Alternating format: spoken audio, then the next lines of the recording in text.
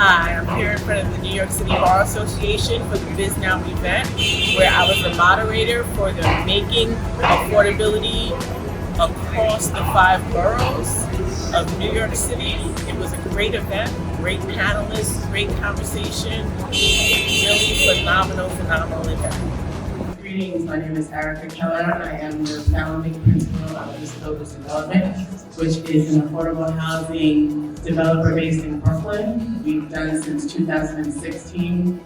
Our inception, approximately 2,000 units of affordable housing across the country. In our conversation today, we plan to discuss the challenges and solutions to increasing the affordable housing stock in all of New York City in creative and constructive ways. And so we have a few questions here that we'd like to throw out to our panelists. And the first question goes to Emmanuel. And what are the biggest challenges the city faces regarding housing and affordability at this moment? Thank you, Ericka. So at this moment, I think we all know we're dealing with a very interesting environment, particularly related to interest rates and costs. Interest rates are at levels we haven't seen for many years at this point. I think it's very difficult to make deals pencil in this current environment. How is this impacting your overall investment and development strategies? Todd, I'd like to ask that question to you. Sure. I think my comments will be focused more on buying existing assets rather than development. And with that said, I think capital tends to flow towards certainty.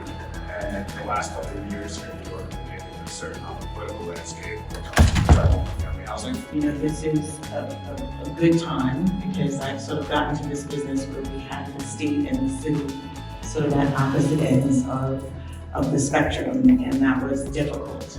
Okay? And so the question I'd like to ask of you, to sort of cheer up the room, is which of your projects are you most excited about, and how will you change the house, and how will that project change the housing market in New York within that specific neighborhood? Well, that's such a nice softball, thank you.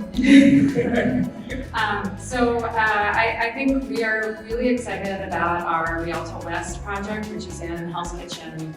And that's what I love about New York, right? New York City, we have Hell's Kitchen, we have Far Rockaway. They are all part of the same community, yet so very different, right? And we can do phenomenal things for each one of those communities by being unique in the way in which we think about the housing and building upon what is naturally in each one of those communities.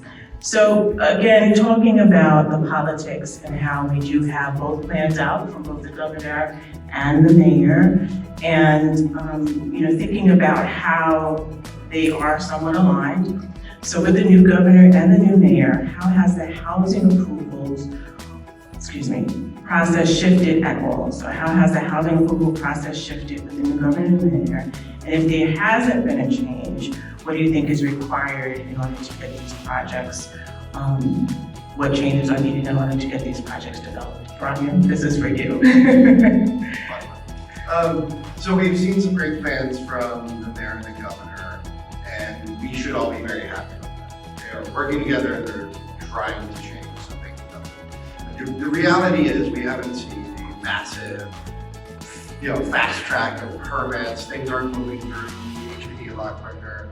A lot of the agencies we're still seeing the same place. But there's a pink elephant in the room now that has been caused by the pandemic, and that is that people are not paying rent, right? And that is extremely harmful to development, to owners, to landlords. And so the Housing Conference just released a memorandum stating that there are 47% arrears of rental income across housing portfolios in New York City.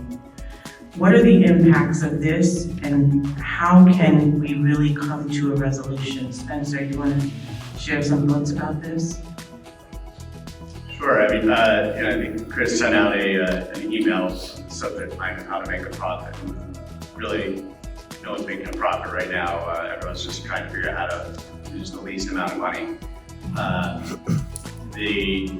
The arrears situation is that was created by the ERAP program, and the implied eviction moratorium that came with it has caused, I think, a lot of damage.